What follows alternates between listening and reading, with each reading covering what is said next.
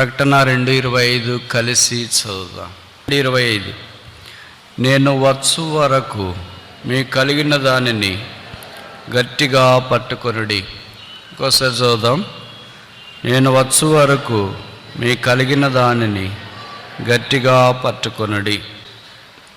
ఆ దినాల్లో వారికి ఉన్న రకరకాల పరిస్థితులను బట్టి వారు కలిగి ఉన్న దాన్ని పోగొట్టుకొని లేని దాని కొరకు ప్రాకులాడుతూ వచ్చేవారు.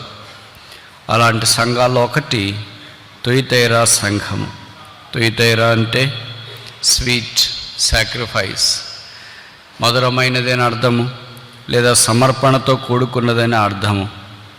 ఆ దినాల్లో దేవుని ప్రజలైన వారు దేవుడు తమకిచ్చిన దానిని చివరి వరకు కలిగిండుట ప్రాముఖ్యమని గుర్తించాలని ఈ సందేశము ప్రభువు మనకు అనుగ్రహిస్తున్నాడు. మనము కూడా మనకు కలిగిన దానిని, పట్టుకున్న దానిని ఆయన వచ్చు వరకు లేదా మన మరణం వరకు దాన్ని భద్రంగా కాపాడుకోవాల్సిన వారమై ఉన్నాం. Hold fast that you have until he comes. గట్టిగా పట్టుకోవాలి కలిగిన దాన్ని. ఏం కలిగి ఉన్నా ఏం గట్టిగా పట్టుకోవాలి? ఒక 5 విషయాలు వాక్యాన్ని ఆధారం చేసుకుని మనము చూడటానికి ప్రయత్నం చేస్తాం. మొదటిది యోబు గ్రంథము, book of Job 27:6 Job chapter 27 verse 6. యోబు గ్రంథము 27:6. నా నీతిని విడవక గట్టిగా పట్టుకొందును, నా ప్రవర్తన అంతటి విషయంలో నా హృదయము నన్ను నిందింపదు. కనుక మొదట గట్టిగా పట్టుకోవాల్సింది ఏంటంటే రైచియస్నెస్, నీతి. ఎక్కడి నుండి వస్తుంది నీతి? బైబిల్లో రాయబడిన మనమంతా దుర్నీతిమంతులమని, మన స్వంత నీతి దేవుని ఎదుట మురికి పేలికలని మనకు తెలుసు. పాపం అంటే చాలా నిర్వచనాలు బైబిల్లో గ్రంథస్థం చేయబడ్డాయి. ఆజ్ఞాతిక్రమే పాపము, విశ్వాసం మూలమ కానిది పాపము, ప్రార్థన చేయకపోవటం పాపము. అలాంటి నిర్వచనాలు ఒకటి ఏంటంటే సమస్త దుర్నీతి పాపము. All unrighteousness is sin. ఏంటి ఆ సమస్త దుర్నీతి? యేసుప్రభు అనే నీతికి వెలపడి జరిగించే ప్రతిదీ దుర్నీతే. యేసుక్రీస్తు ప్రభువే నీతి. ఆ నీతిని గుర్తించక, గ్రహించక, అన్వయించక, ఆశీర్వదించక, ఆశ్రయించక నీతిని తప్పి దుర్నీతిమంతులమయ్యాం. అందుకే రోమాపత్రికలో అపోస్తలుడైన పౌలు అంటాడు, నీతిమంతుడు లేడు, ఒక్కడైనా లేడు, అందరినూ త్రోవ తప్పి ఏకముగా పనికి మాలిన వారైరి. మనిషిని యొక్క దుర్నీతి అంతకంటే అనగా పాపము విస్తరించి వ్యాపించడం చేత మనుషుడు దుర్నీతి చేత బంధించబడి ఉన్నప్పుడు దేవుడు తన కుమారుని యేసుక్రీస్తు ప్రభువారిని మన కొరకు నీతిగా పంపించడానికి ఇష్టపడ్డాడు. అందుకే యేసుక్రీస్తు ప్రభువారు నీతిమంతుడు. పిలాతు ఆయన గురించి ఇచ్చిన సాక్ష్యము, ఈ నీతిమంతుని యందు ఏ దోషము లేదు. ఆయన చనిపోయిన తర్వాత శతాధిపతి ఇచ్చిన సాక్ష్యము, ఈయన నిజముగా నీతిమంతుడు, ఆయన దేవుని యొక్క కుమారుడు. కనుక ఆయన భూమి మీద జీవించినప్పుడు నీతి, ఆయన చనిపోయినప్పుడు నీతిమంతుడు, తిరిగి లేచినప్పుడు నీతిమంతుడు, ఆయన రాబోతున్నప్పుడు కూడా నీతిమంతుడిగానే ఉన్నాడు. తమ స్వంత కార్యములను ఆధారం చేసుకుంటే అది కేవలం స్వనీతే, అది మురికి పేలికలతో సమానము. ఆ నీతి ద్వారా మనుషుడు దేవుణ్ణి సమీపింపలేడు. ఎందుకంటే దేవుని నీతి మనుషుని యొక్క జ్ఞానము కంటే మించింది. అందుకే తార్సువాడైన సౌలు దమస్కు మార్గములో ఆకాశం నుండి కలిగిన ఆ స్వరం విన్నప్పుడు బోర్లబడి యేసుప్రభువుని అంగీకరించిన తర్వాత తన నీతికి దేవుని నీతికి కొంత సంఘర్షణ జరిగినట్లు మనకు పరిచయం.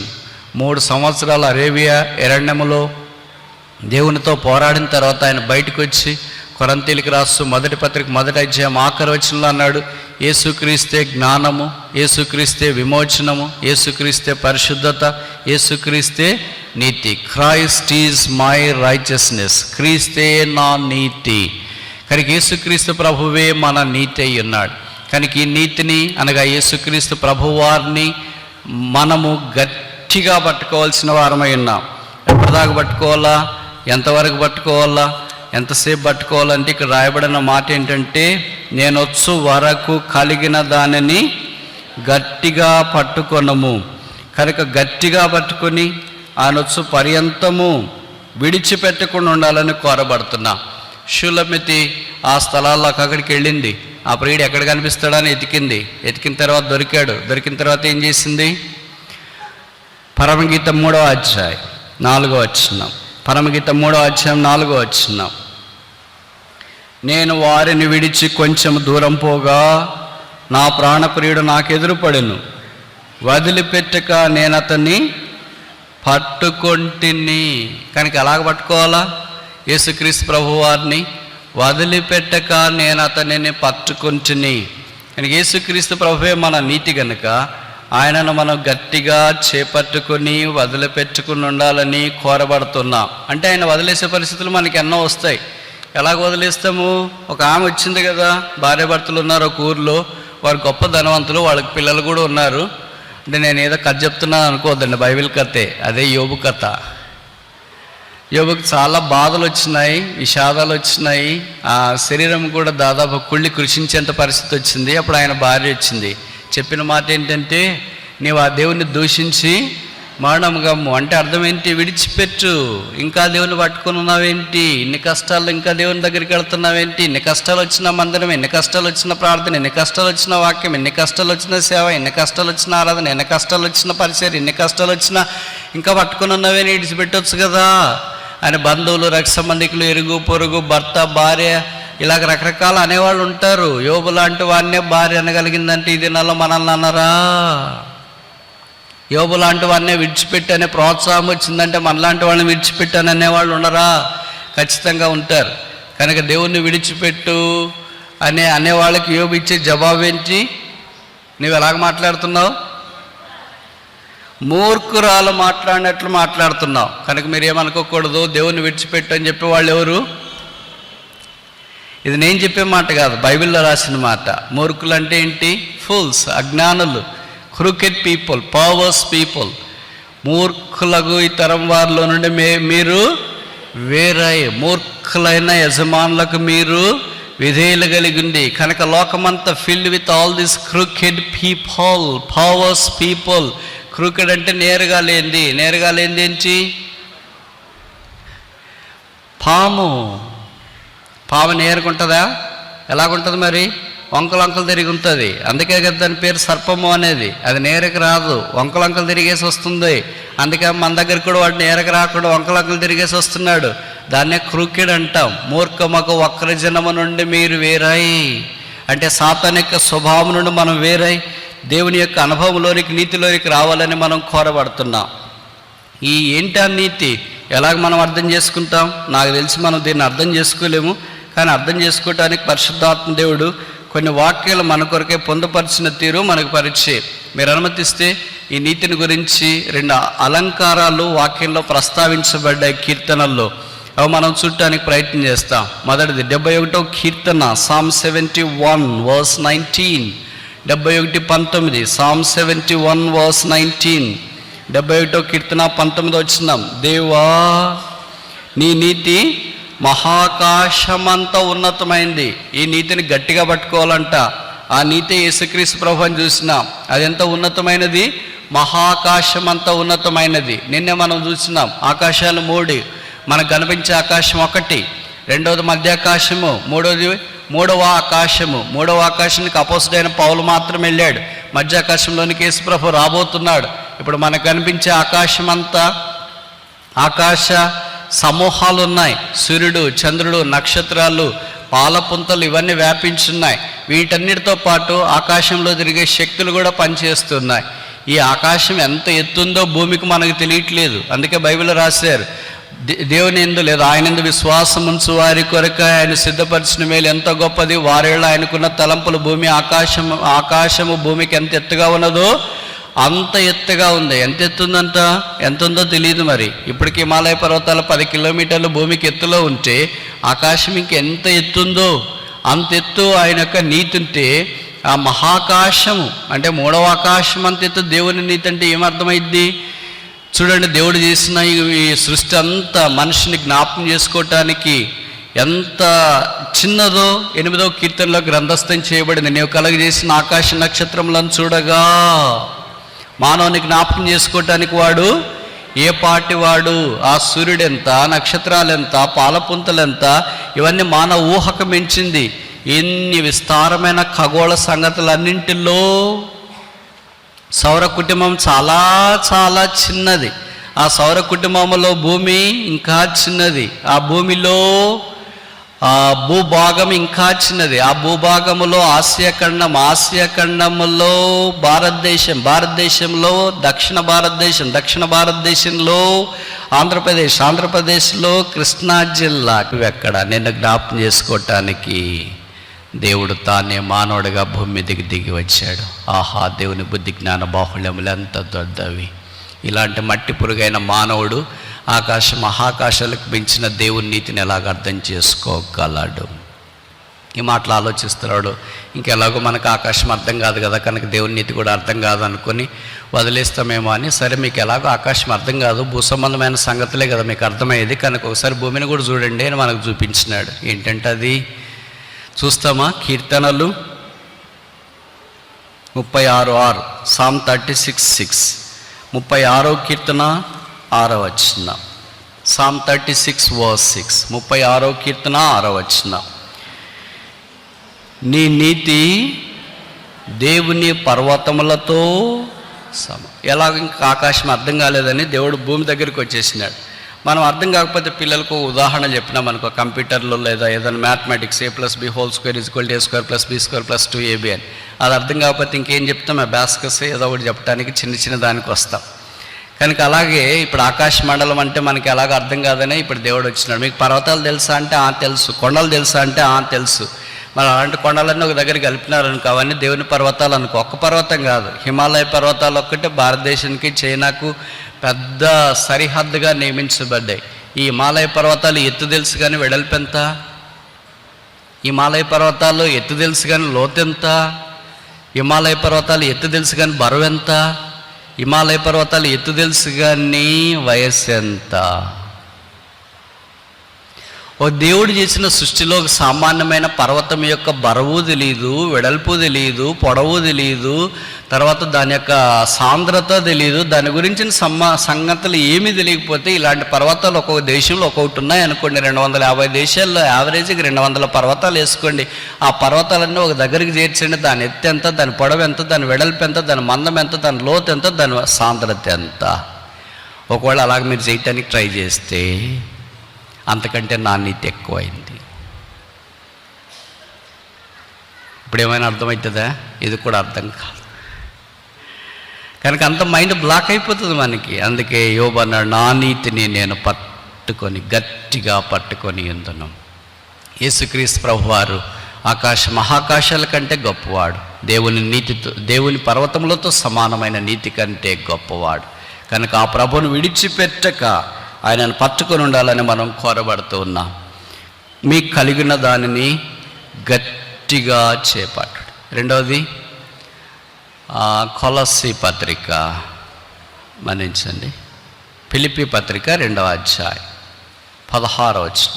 Philippians chapter 2:16, 2:16, Philippi 2:16. అట్టి జనము మధ్యను మీరు జీవవాక్యమును చేతబట్టుకొని లోకమందు జ్యోతుల వల్లే కనబడుతున్నారు. అందువల్ల నేను వ్యర్థముగా పరిగెత్తలేదనియు, నేను పడిన కష్టం నిష్ప్రయోజనం కాలేదనియు, క్రీస్తు దినమున నాకు ఏ వాక్యము? జీవవాక్యము చేతబట్టుకొని ఎలా కనిపిస్తున్నారంట? జ్యోతుల వల్లే కనిపిస్తున్నారు. కనుక ఇప్పుడు అన్నీ మన పేర్లు మార్చాలా. ఏమని పేరు మార్చాలా? జ్యోతెక్క, జ్యోతెన్న,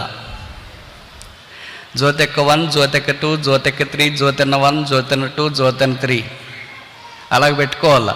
పేర్లే మనం అలాగ పెట్టుకుంటాం కొన్నిసార్లు, జ్యోతి అని, జ్యోతెన్న అని. ఆ జ్యోతి ఏముండదు, ఎందుకైనా ఆరిపోయింది. ఎందుకు ఆరిపోయింది? హృదయం లేని శరీరం నూనె లేని దీపం లాంటిది. ఇంకోసారి చెప్పనా? హృదయం లేని శరీరం అంటే మనసు లేని శరీరం నూనె లేని దీపం లాంటిది. ఒక పెద్ద దీపం తీసుకొని వచ్చినాం, ఒత్తి పెట్టినాం, పెద్దగా అంటించాలని అంత పక్కన పెట్టేసినాం, కానీ ఏం లేదు, దానికి నూనె లేదు. నూనె లేకపోతే ఆ దీపం ద్వారా ఏం ఉపయోగం ఉంది? అలాగే మన జీవితంలో కూడా హృదయము, మనస్సు, ఆత్మ లేని శరీరము నూనె లేని దీపం లాంటిది. ఆ నూనె పరిశుద్ధాత్మ దేవుడు. ఇప్పుడు ఈ వాక్యం అనే జ్యోతిని మనం పట్టుకొని లోకములో జీవవాక్యమును చేతబట్టుకుని లోకంలో జ్యోతుల వలె కనబడుతున్నారు. అంటే వెలుగు. యేసుప్రభు అన్నాడు కదా, you are the light of the world, మీరు లోకమునకు వెలుగై ఉన్నారు. అలాగే యోహాన్ రాసిన మొదటి పత్రిక 1వ అధ్యాయం 5వ వచనంలో చెప్పబడింది, గాడ్ ఈజ్ లైట్, దేవుడు వెలుగై ఉన్నాడు. ప్రకటన 1వ అధ్యాయంలో చెప్పబడింది, లెట్ దెర్ బి లైట్, వెలుగు కలుగునుగాక. వెలుగు చాలా ప్రాముఖ్యం. వెలుగు కలుగునుగాక అనే దగ్గర మొదట వేరే చెప్పిండొచ్చు కదా, బంగారం కలుగునుగాక, వెండి కలుగునుగాక, ఇత్తడి కలుగునుగాక, రియల్ ఎస్టేట్లు కలుగునుగాక, ఏసీ కలుగునుగాక, భూమి కలుగునుగాక, నీళ్లు కలుగునుగాక, అలాగే చెప్పొచ్చుగా. వాటన్నిటికంటే ప్రాముఖ్యమైనది ఏంటి? వెలుగు. వెలుగు లేకపోతే ఏమి జీవించలేవు. సూర్యరశ్మి లేకపోతే మొక్కలు బతకలేవు. సూర్యరశ్మి లేకపోతే జంతువులు బతకలేవు. భౌతికమైన సూర్యుడు లేకపోతేనే ఎవరు బతకలేకపోతే, నీతి సూర్యుడు లేకపోతే ఎలాగ బతుకుతాం? కనుక నీతి సూర్యుని యొక్క వెలుగు మన జీవితాలకు ఎంతో అవసరం. అందుకే యేసుప్రభు అన్నాడు, నేను లోకమునకు వెలుగై ఉన్నాను, నా యందు విశ్వాసం ఉంచువాడు చీకట్లో నడవక జీవపు వెలుగు కలిగి ఉండును. కనుక ఆయన వెలుగులోనికి వచ్చిన మనము వెలుగైన యేసుని అంగీకరించి లోకంలో వెలుగుతూ ఉండాలి. అనగా ఆత్మ ద్వారా దేవుని యొక్క కార్యము మనలో ప్రబలమై వ్యాపిస్తూ ఉండాలి. దేవుని యొక్క వాక్యం అందరి దగ్గర ఉంది, కానీ వాక్యం కొంతమంది దగ్గర పనిచేస్తుంది, కొంతమంది దగ్గర పని చేయట్లేదు. కొంతమంది దగ్గర పని చేయటానికి కారణం ఏంటి? అక్కడ నూనె కనిపిస్తుంది. అంటే ఆత్మదేవుడు పనిచేస్తున్నాడు. ఆత్మ వాక్యాన్ని వాడుకొని మన అక్కడికి వెళ్తే మనకు మాట్లాడుతున్నాడు కనుక ఆ వాక్యం మనకు పనిచేస్తుంది. కొంతమంది దాన్ని పనిచేయడానికి ఇష్టపడట్లేదు కనుక ఆత్మను ఆర్పేసినారు, ఆత్మను నష్టపరిచినారు, ఆత్మను దుఃఖపరిచినారు కనుక వాక్యం మామూలుగా వచ్చినప్పుడు అది వెలుతురు లేని దీపముగా, నూనె లేని దీపముగా కనిపిస్తుంది. ఆ కారణాన ఇతరులకు మనమేమి సహాయం చేయలేని, ప్రకాశించలేని వారిగా ఉన్నా, చీకట్లో ఉన్న వారి దగ్గరికి దీపం తీసుకెళ్తే వెలగకుండా చీకటేగా, వెలిగే దీపం తీసుకెళ్తే ఇతరులకు వెలుగు కలిగిస్తుంది. కనుక క్రైస్తవ జీవితం ఈ చీకటి లోకములో, చెడ్డ దినాల్లో సామాన్యమైన ప్రజలుగా జీవిస్తున్న వారి మధ్యలో ఆత్మ సంబంధమైన వెలుగును తీసుకురావాలని దేవుని యొక్క అభిప్రాయం. ఆ వెలుగే లేకపోతే, ఆ దీపమే లేకపోతే చాలా నిర్మానుష్యం. అందుకే ప్రతి ఇంటికి స్త్రీ ఒక దీపం, ప్రతి సంఘానికి కుటుంబం ఒక దీపం, ప్రతి సమాజానికి సంఘం ఒక దీపం, ప్రతి సమాజం దేశమునకు ఒక దీపం, దేశం ప్రపంచానికి దీపం. సముద్ర తీరాన లైట్ హౌస్, దీపస్తంభం అని ఒకటి కనిపిస్తుంది. అది లేకపోతే సముద్ర ప్రయాణం చేసే నావికుల కష్టం. అలాగే కుటుంబంలో భార్య, భర్త ఇలాంటి దీపాలు ఆరిపోతే, నూనె లేకపోతే ఆ ఇల్లు మనుగడ సాగించడం కష్టం. అందుకే ఇద్దరు కలిసి దేవుడి కొరకు జీవించుట చాలా ప్రాముఖ్యం. నాదే ముందులైన ఒకళ్ళు, నాదే ముందులైన ఒకళ్ళు, ఒకళ్ళ దీపం మార్పుకొని ఒకళ్ళ దీపం పెట్టుకుంటే ఏం లాభం ఉంది? అందుకనే every family is a mini church. ప్రతి కుటుంబము ఒక చిరు దీపం లేదా చిన్న సంఘం. కుటుంబాలు బాగుంటేనే సంఘాలు బాగుంటాయి. సంఘాలు ఈ దినాన్ని భ్రష్టుపట్టిపోయినాయండి అని చాలామంది చెప్తుంటారు. సంఘాలు భ్రష్టుపట్టిపోవటానికి కారణాలు ఏంటంటే కుటుంబాలు భ్రష్టుపట్టిపోయినాయి. కుటుంబాలు భ్రష్టుపట్టిపోవటానికి కారణం ఏమంటే వ్యక్తులు భ్రష్టుపట్టిపోయారు. వ్యక్తులు భ్రష్టుపట్టిపోవటానికి కారణం ఎవరంటే వాళ్ళే. ఇంకెవరి గురించి ఆలోచించుకోవాల్సిన పని ఉండదు. అందుకే ఈ దినాల్లో లోకంలో ఎక్కడ చూసినా అందరికంటే జోకులు ఎవరి మీద వస్తున్నాయి ఎక్కువ అంటే భార్య భర్తల మీదే వస్తున్నాయి. ఈ మధ్యలో నేను ఒక జోక్ చదివా. భార్య భర్తలు ఉదయాన్నే లేచి టీ తాగుతా, కాఫీ తాగుతా ఇంట్లో పెరట్లో కూర్చుని ఎదురెదురు న్యూస్ పేపర్ చూస్తున్నారంట. వాళ్ళు ఎదురెదురు కూర్చుని న్యూస్ పేపర్ చూస్తున్నారంటే వాళ్ళకి పెళ్ళై కొంతకాలం అయింది అని అర్థం. భార్య భర్తలు కూర్చునే దాన్ని బట్టి వాళ్ళకి పెళ్ళి ఎంతకాలం అయిందో నేను చెప్తా. పక్కన పక్కన కూర్చుంటే ఈ మధ్యలోనే పెళ్ళైనట్లు, ఎదురెదురు కూర్చుంటే ఒక 10 ఏళ్ళు పెళ్ళైనట్లు, దూరం దూరం కూర్చుంటే 20 ఏళ్ళు అయినట్లు, ఒకళ్ళ ఇంట్లోనే ఒకళ్ళు బయట ఉంటే 40 ఏళ్ళు అయినట్లు, ఒకళ్ళు పై ఇంట్లో ఒకళ్ళు కింద ఉంటే ఇక దగ్గరికి అయినట్లు. ఎదురెదురు కూర్చొని ఇద్దరు ఒక్కొక్క పేపర్ చూస్తా టీ తాగుతా ఉన్నారంట. భార్య అన్నది, అయ్యో ఏంటి అయ్యో అంటున్నావు అమ్మాయి, చెప్పు. ఏముందండి, చదవకూడని వార్త చదివేస్తున్నా పేపర్లో. ఏమైంది? మనకు పెళ్లి చేసిన పాస్టర్ యాక్సిడెంట్లో పోయాడంటండి. చేసిన పాపం ఊరికే పోతుందా? భర్త అన్నాడంటే చేసిన పాపం ఊరికే పోతుందా అమ్మాయి? ఏం పాపం చేశాడు పాస్టర్ గారు? ఇద్దరికి పెళ్లి చేశాడు. కనుక జోకులన్నీ భార్య భర్తల మీదే సాధారణంగా పేలిపోతూ ఉంటాయి.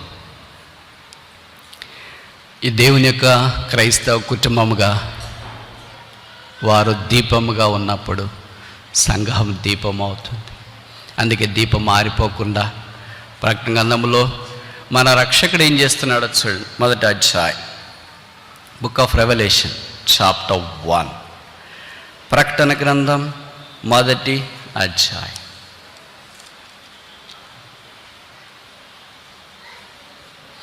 ప్రకటన గ్రంథం మొదటి అధ్యాయం ఎన్నో వచనం?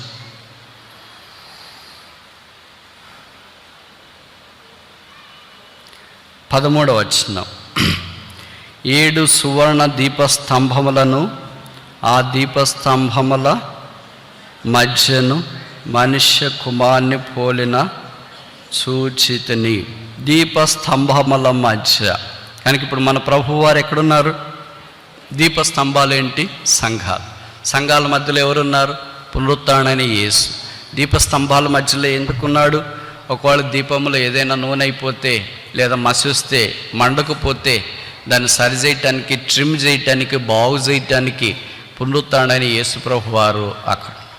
మనం పొయ్యికి మంట పెట్టామనుకోండి, మంట పెట్టే సంత తిరిగేసి వేరే వాళ్ళతో ఫోన్లో మాట్లాడితే అది ఇది వచ్చేటప్పటికి మంట అంతా ఆరిపోయి ఉంటుంది, అన్నమంతా పాడై ఉంటుంది.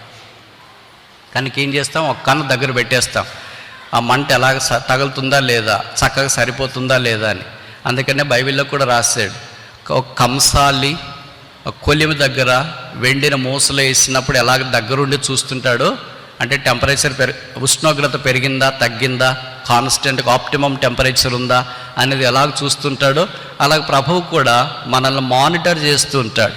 హెచ్చైనా తక్కువ ప్రమాదమే, తక్కువైనా ప్రమాదమే. ఇప్పుడు మనకి 50 డిగ్రీల టెంపరేచర్ దాటినా కష్టమే భరించడము, అలాగే ఇంకా తక్కువ 10 డిగ్రీలు తక్కువైనా కష్టమే. అందుకే మనకు ఆప్టిమమ్ టెంపరేచర్ అనేది ఉంటుంది. కష్టాలు కూడా దేవుడు అలాగే ఎంత పెట్టాలో అంతే పెడతాడు. దాన్నే ఆప్టిమైజేషన్ అంటాం.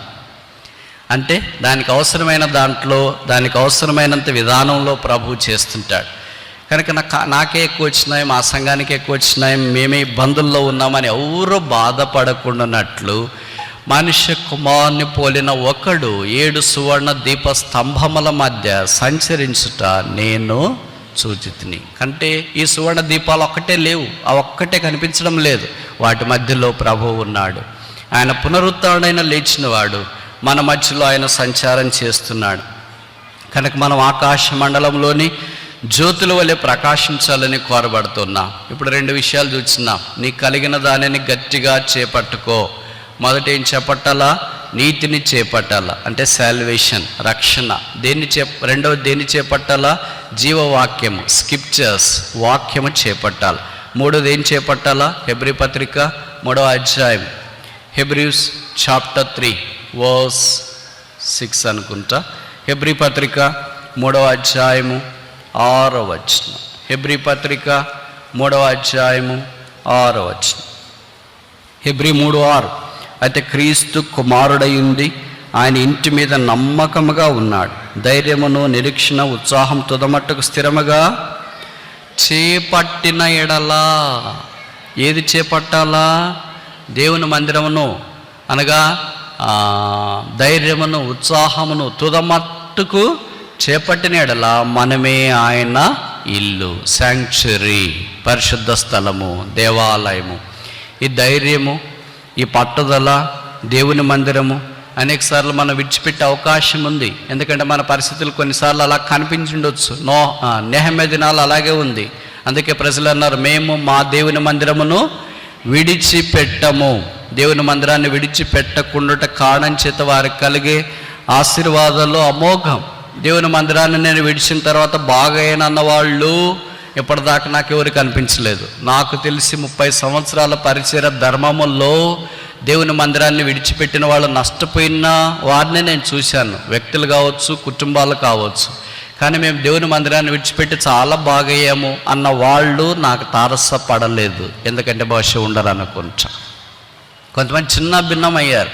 అంటే విడిచిపెడితే అలాగైతే శాపమని నేను చెప్పట్లేదు, అలాగే చెప్పట్లేదు. ఉద్దేశం ఏంటంటే ఒక సహవాసంలో నుండి బయటికి వెళ్ళిన తర్వాత, కుటుంబంలో నుండి బయటికి వెళ్ళిన తర్వాత, మేఘంలో నుండి బయటికి వెళ్ళిన తర్వాత, గొడుగులో నుండి బయటికి వెళ్ళిన తర్వాత, ఆశీర్వాదంలో నుండి బయటికి వెళ్ళిన తర్వాత ఇంకెలాగ బాగవుతాం? భార్య ఒకవైపు, భర్త ఒకవైపు, కొడుకు ఒకవైపు, కూతురు ఒకవైపు, ఇంకా ఇతరులు ఒకవైపు, ఒక్కొక్క వైపు చిన్న భిన్నం అయిపోయి కుక్కలు జించిన ఇస్తరులాగా మారి వాళ్ళు చనిపోయిన తర్వాత వాళ్ళని తీసి పాత పెట్టడానికి కూడా మనుషులు వచ్చేవారు కరువైపోయారంటే తప్ప.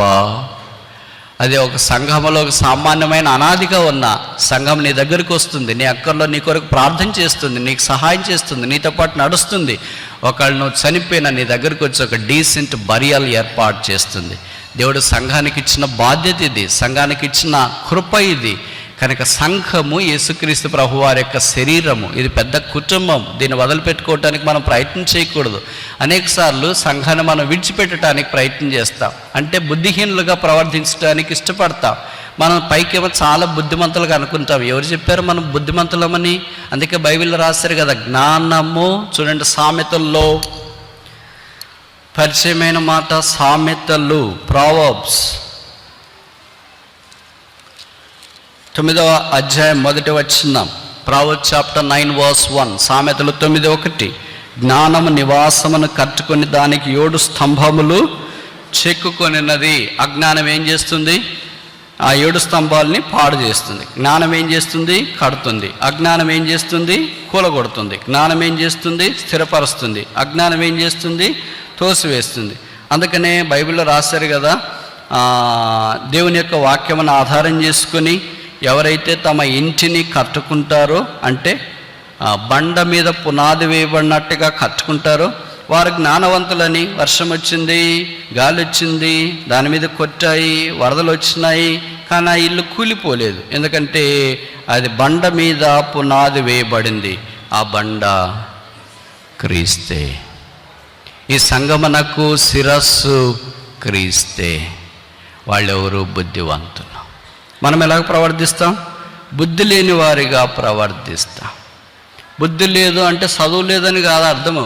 కొన్నిసార్లు చదువుకున్న వాళ్ళకంటే చదువు రానోళ్ళే మేలని అనిపిస్తుంది. వాళ్ళకి ఎక్కువ జ్ఞాపక శక్తి, వాళ్ళకే గుర్తు, వాళ్ళే అన్ని చక్కగా ఎగ్జిక్యూట్ చేయగలరు. కొంతమంది చదువు వచ్చిన వాళ్ళు అంత చక్కగా వాళ్ళ వల్లే ఎగ్జిక్యూట్ చేయలేరు అంటే తప్పు కాదేమో. ఇప్పుడు దేవుని మందిరములో మనం బుద్ధి కలిగిన వాళ్ళమా, బుద్ధి లేని వారమా? బల దగ్గరికి వచ్చినప్పుడు ప్రభువారు జ్ఞానం కలిగిన వాడు, ఆయన దేవుని జ్ఞానము. Christ is the wisdom of God.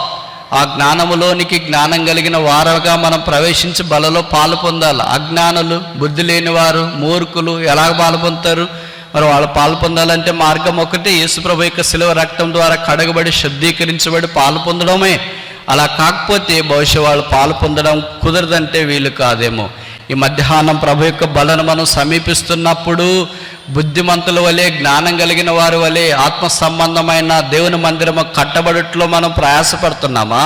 లేదా దేవుని మందిరాన్ని కూల్చుటలో, నష్టపరచుటలో, పాడు చేయుటలో ప్రయాసపడుతున్నాం? కట్టేవాడు ప్రభువు, కూల్చేవాడు సాతాను. అందుకే మత్తయి సువార్త 16:18 యేసు ప్రభు అన్నాడు, బండ మీద నా సంఘమును కట్టుదును, పాతాళలోక ద్వారములు దాని ఎదుట నిలువనేరావు. దైవికమైన బుద్ధిమంతుల గురించి మనం ఎంత బాగుంటాం. కడపలో ఉన్నప్పుడు తల్లికి ఎంత భారమో పిల్ల, కడప బయటకు వచ్చిన తర్వాత భుజం మీద ఉన్నప్పుడు కూడా అంతే భారం. 9 నెలలు మోసి కన్నకు బిడ్డ కడపలో ఎంత బరువు ఉందో భుజం మీద కూడా అంతే బరువు. అది తల్లి హృదయం, తండ్రి హృదయం. మనల్ని ప్రేమించి మన కొరకై శిలువ మీదకి వెళ్ళి రక్తము కార్చి చనిపోయి సమాధి చేయబడి తిరిగి లేచిన దేవునికి మనం భారమా? మన కష్టాల భారమా? మన దుఃఖం భారమా?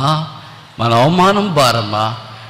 మనమే అనుకుంటాం ఈ దేవుడు చేయలేడు, మా ఆయన్ని దేవుడు మార్చలేడు, మా ఆవిడని మార్చలేడు, మా సేవకుని మార్చలేడు, మా బోధకుని మార్చలేడు, మా పరిస్థితులు మార్చలేడు, ఇది దేవుడు చేయలేడు, ఇది దేవుడికి సాధ్యం కాదు, నేనే చేసుకోవాలా. నేనే భరించాలా, ఇది నా వల్ల అవుతుంది, ఇది దేవుడి వల్ల కాదు. అయ్యో ఎంత బుద్ధిహీనం అయిపోయాం, ఎంతగా పడిపోయాం, ఎంతగా పతనం అయిపోయాం. ఇప్పుడు బల దగ్గరికి మనం ఎలాగ రాగలం? ఆయన దగ్గరికి వచ్చినాము, రక్షణ పొందినాము, ఆనందంతో ఉన్నాము, ఆయనతో మనం యాత్రలో సాగిపోతూ ఉన్నాము. కానీ మన బరువు మనమే మోసుకున్నాం, మనల్ని మనమే చిక్కిపోయాం. అందుకే బీపీలు ఎక్కువైనాయి, షుగర్లు ఎక్కువైపోయినాయి, అనారోగ్యాలు ఎక్కువైపోయినాయి, ఒత్తిళ్ళు ఎక్కువైపోయాయి, పోరాటాలు ఎక్కువైపోయినాయి.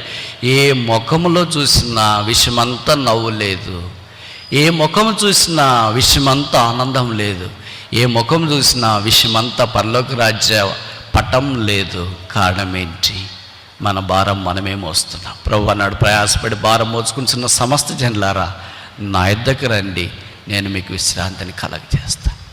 మా భారం ఎక్కడ మోస్తావులే ప్రభువా, ఇప్పటికే చాలామంది భారం మోసేసాం కనుక మా భారం మేమే మోస్తాం అని అనేకసార్లు మనమే బుద్ధిహీనంగా ప్రవర్తిస్తూ వచ్చినాం. ఈ మధ్యాహ్నం ప్రభు బల దగ్గరికి వెళ్ళినప్పుడు మన బుద్ధిహీనతను ఒప్పుకొని క్షమాపణ పొంది ఆయన దగ్గరకు వచ్చి ఆయన పాదాల మీద పడాడు. ఆయన మీ విషయమై చింతించుచున్నాడు. దేవుడు చింతించడం ఏంటి? అవును, దేవుడు చింతిస్తాడు. దేవుడికి చింత లేదా అని ఒకడు ప్రశ్నించినారు. మేము నశించిపోతున్నాము, మీకు చింత లేదా? ఆయన చింత లేకుండా ఉంటాడా? బాధపడకుండా ఉంటాడా? Will he not worry about us? మన విషయమై ఆలోచించకుండా ఉంటాడా? ఒక తల్లి తండ్రి పెళ్ళైన తర్వాత పిల్లల కొరకు ప్రయత్నించి లేదా ప్రార్థిస్తున్నప్పుడు దేవుడు వారి గర్భాన్ని తెరిచి పిల్లలు ఇవ్వబోతున్నాడని వాళ్ళకి అర్థమైన తర్వాత పుట్టబోయే పిల్లల కొరకు ఎంత ప్రణాళిక ఏర్పాటు చేసుకుంటారు.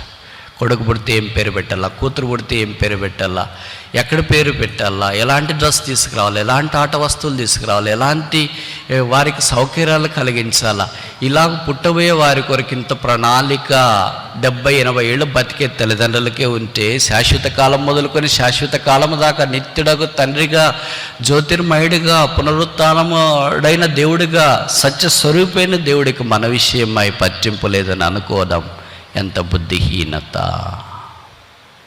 ఈ బుద్ధిహీనుడు నేనే, ఈ బుద్ధిహీనులు మనమే.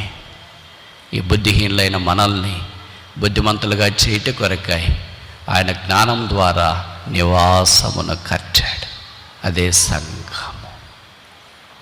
కనుక ప్రభు బల దగ్గరకు వచ్చి క్షమాపణ పొంది రక్తం చేత కడగబడి పాలు పొందాలని కోరబడుతున్నా.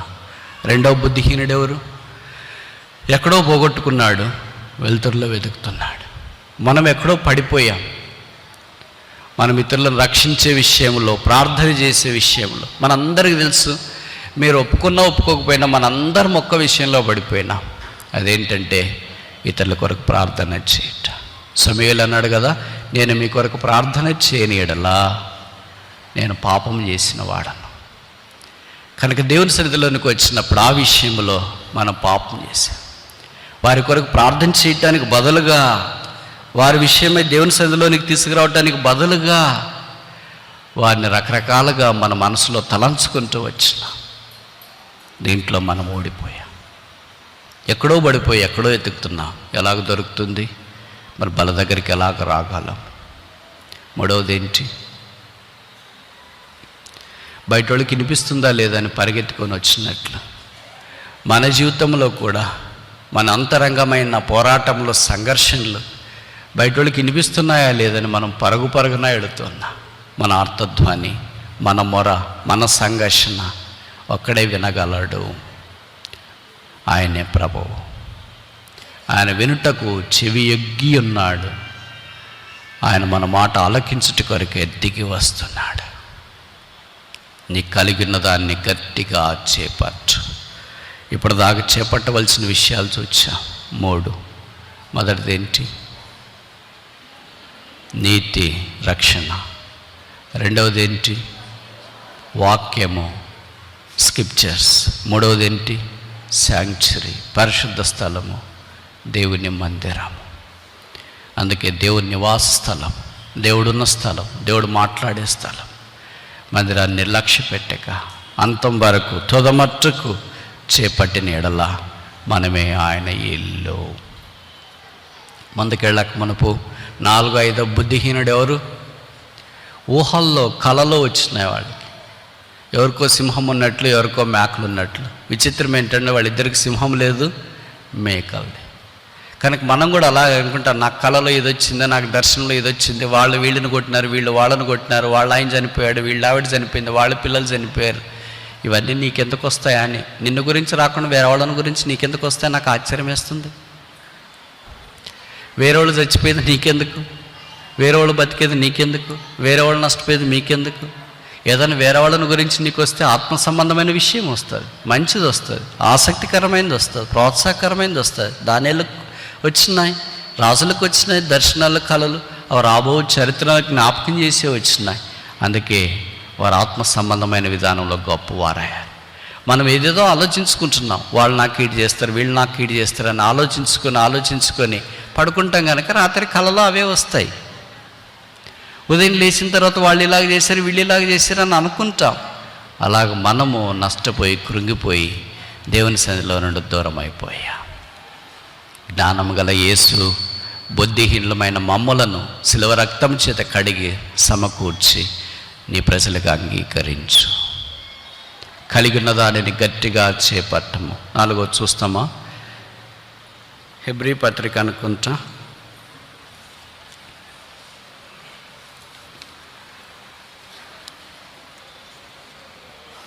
4వ అధ్యాయం 14వ వచనం. హెబ్రీ 4:14. హెబ్రీ పత్రిక 4వ అధ్యాయము 14వ వచనం. ఆకాశ మండలం గుండా వెళ్ళిన దేవుని కుమారుడైన యేసును గొప్ప ప్రధాన యాజకుడు మనకున్నాడు కనుక మనం ఒప్పుకొనిన దానిని గట్టిగా చేపట్టదాం.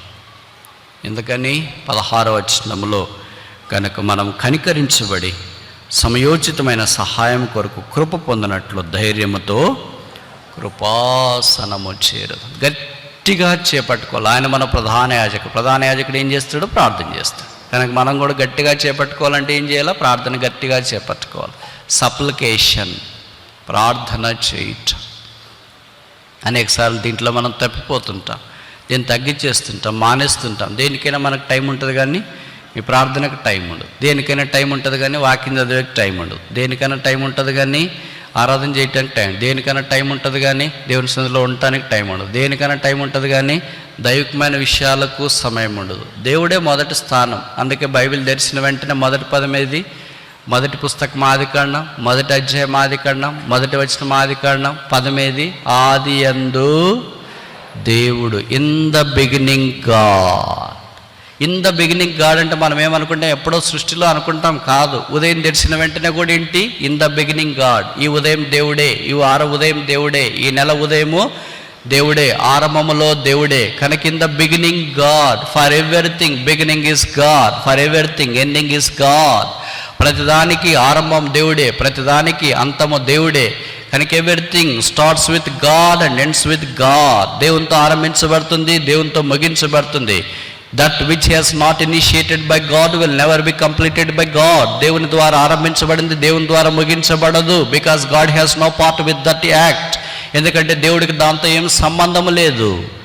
God doesn't interfere such things. అయితే మనం ఆరంభించుకుంటే మనమే ముగించుకోవాలి. దేవుడు ఆరంభిస్తే దేవుడే దాన్ని ముగిస్తాడు. కనుక కార్య ఆరంభము కంటే కార్యంతము మేలు. అది జరిగించువాడు దేవుడే. దేవుడు ఆరంభిస్తే దేవుడు ముగించుకున్న మధ్యలో వదిలేస్తాడా? దేవుడు ఆరంభిస్తే దాంట్లో లొసుగులు ఉంటాయా? దేవుడు ఆరంభిస్తే దాంట్లో లోపాలు కనిపిస్తాయా? దేవుడు ఆరంభిస్తే అది మధ్యలోనే ఉంటుందా? మనుషుడు ఆరంభిస్తే ఎలాగుంటుంది?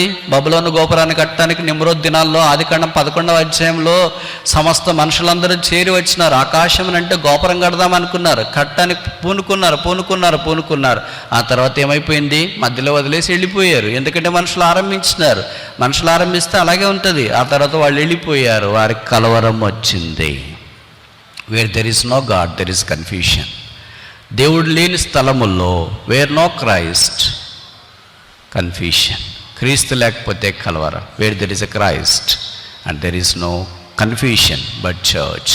అక్కడ దేవుని యొక్క సంఘము మనకు కనిపిస్తుంది. 5వది ఆఖరి చూసి ముగిస్తామా?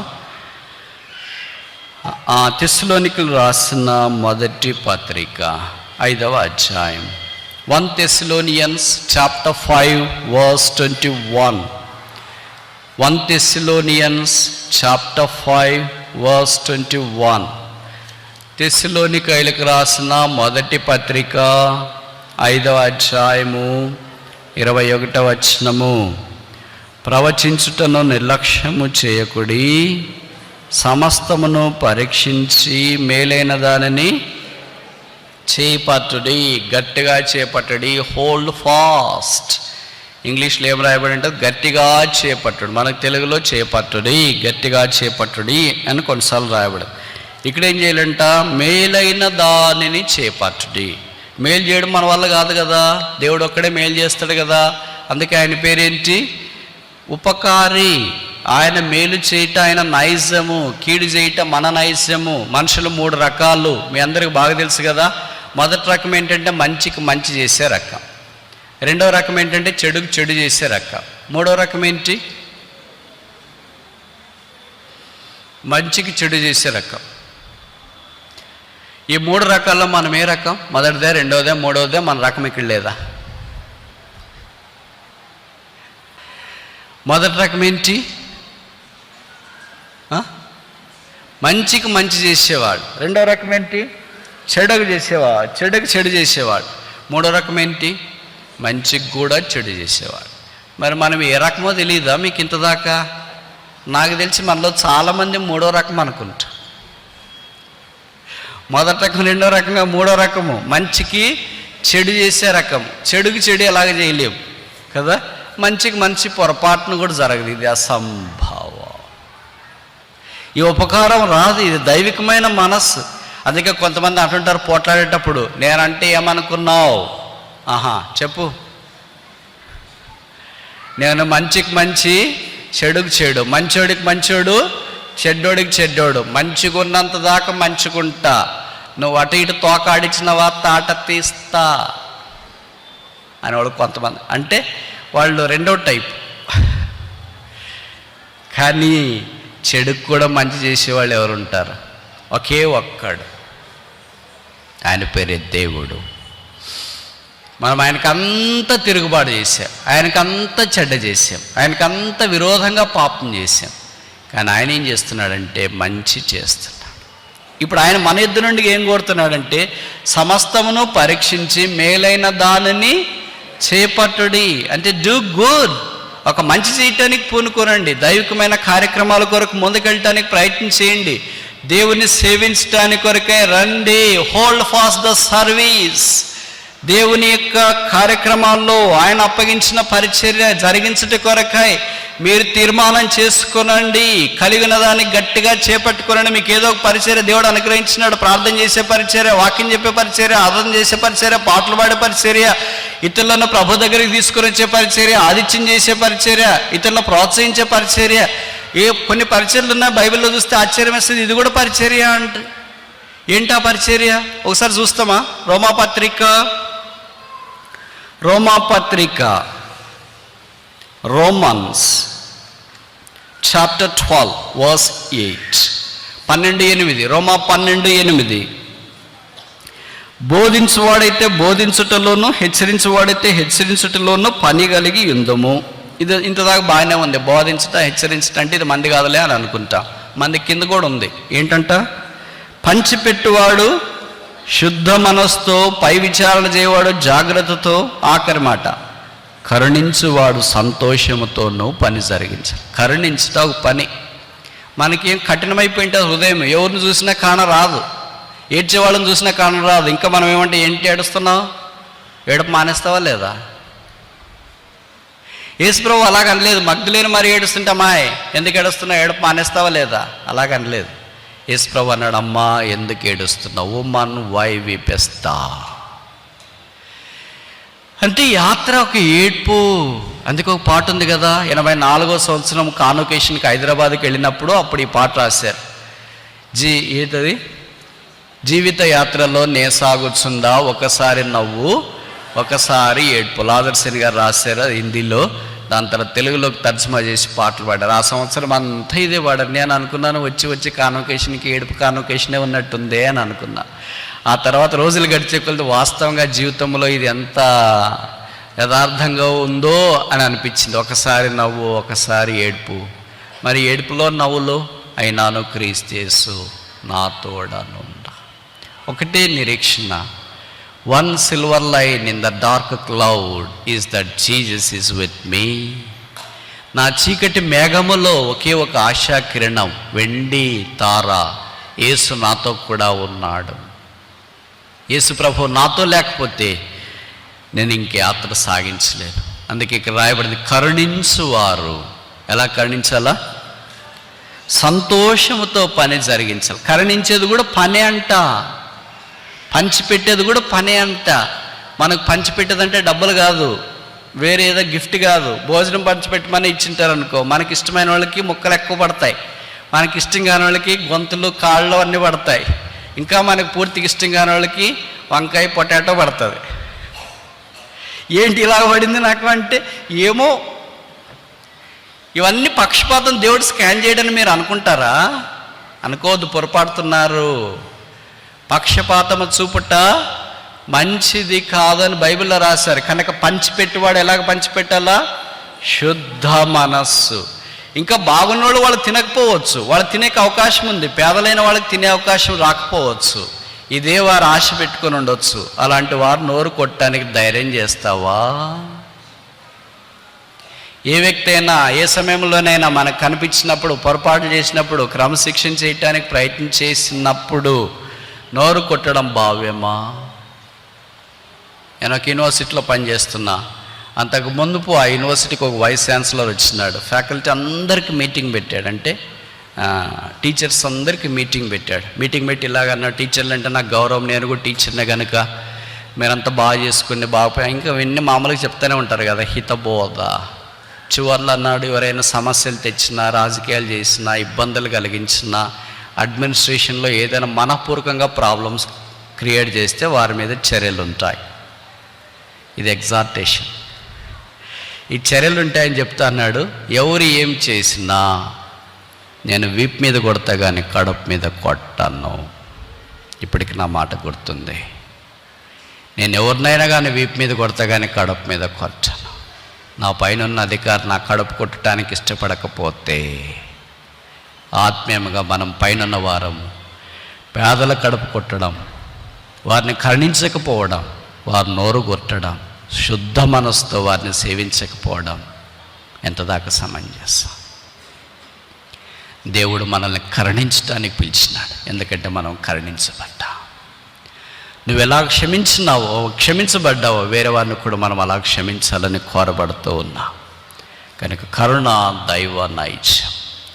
ఇప్పుడు ప్రభువును మనకిచ్చిన పరిమాణంలో సేవించాలని కోరబడుతున్నా. ప్రభు అన్నాడు, నేను మీ కొరకు సిలువలో అప్పగించుకున్నాను. నా చేతులు సిలువకున్నాయి, నా కాళ్ళు చేతులు సిలువకున్నాయి, నేనే సిలువ మీద ఉన్నాను. మీరు వెళ్ళి నా కొరకు పని చేయండి. పని చేస్తామా? శుద్ధ మనస్తో కరుణిస్తామా? మంచి మనస్తో జాలి పడదామా? ఆత్మీయంగా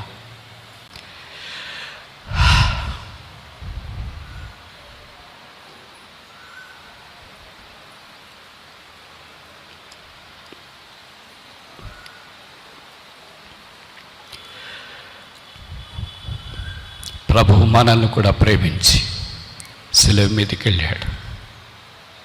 ఆయన చేతుల్లో మేకులు, ఆయన కాళ్ళలో మేకులు, ఆయన దేహం అంతా కూడా దెబ్బలు. ఆయన దగ్గరికి వెళితే, నేను నిన్ను రక్షించడానికి ఈ శిలువ, నిన్ను కాపాడటానికి రక్తము, నిన్ను విడిపించడానికి ఈ బాధ వేదన, నిన్ను విడిపించాను, నీ విడుదల పొందావు, ఇక వెళ్ళు,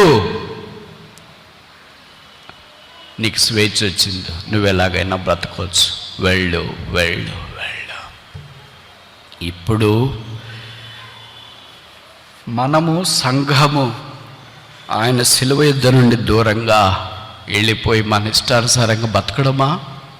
ప్రభు అంటున్నాడు, నాకు 2 చేతులు లేవు, సిలువ కట్టేశాను. నాకు 2 కాళ్ళు లేవు, సిలువకు కట్టేశాను. నా దేహము లేదు, సిలువకు కట్టేశాను. కనుక ఇప్పుడు నువ్వేం చేస్తావు? సిలువను విడిచి పరిగెత్తేసి వెళ్ళిపోతావా? దగ్గరకు వచ్చి, ప్రభువా, నా 2 చేతులు నీవి కాదా, నా 2 కాళ్ళు నీవి కాదా, నా దేహము నీది కాదా, నీవు కాదని నేను ఎక్కడికి వెళ్ళగలను? ఇదిగో నీ సిలువ దగ్గరే నేను కుప్పు కూలిపోతున్నా, నన్ను వాడుకో. నా దేహం నీ దేహమే, నా కళ్ళు నీవే, నా చేతులు నీవే, నా కాళ్ళు నీవే, నా హృదయం నీదే, నా సమయం నీదే. నన్ను వెళ్ళిపోనొద్దు, నన్ను దాటిపోనొద్దు. ఈ సిలువను విడిచి ఎక్కడికి వెళ్ళగలను? సిలువ ప్రేమ కంటే మించిన ప్రేమేముంది? సిలువ రక్తము కంటే మించిన ప్రవాహమేముంది? సిలువ కంటే ఆకర్షించే శక్తి భూమి మీద ఏముంది? సిలువ కంటే మనిషిని ప్రోత్సాహపరిచే శక్తి ఏముంది? సిలువ కంటే కన్నీరు తుడిచే శక్తి దేనికుంది? సిలువ కంటే పాపిని ప్రేమించే శక్తి దేనికుంది? సిలువ కంటే మిగతాది అక్కున చేర్చుకునే శక్తి దేనికుంది? ఈ సిలువే ప్రపంచంలో భూమి ఆకర్షణ శక్తి కంటే మిక్కిలి విలువైన శక్తి కలిగినది. కనుక ఈ శక్తి కలిగిన సిలువ దగ్గరికి వచ్చాను, నన్ను పొమ్మనొద్దు.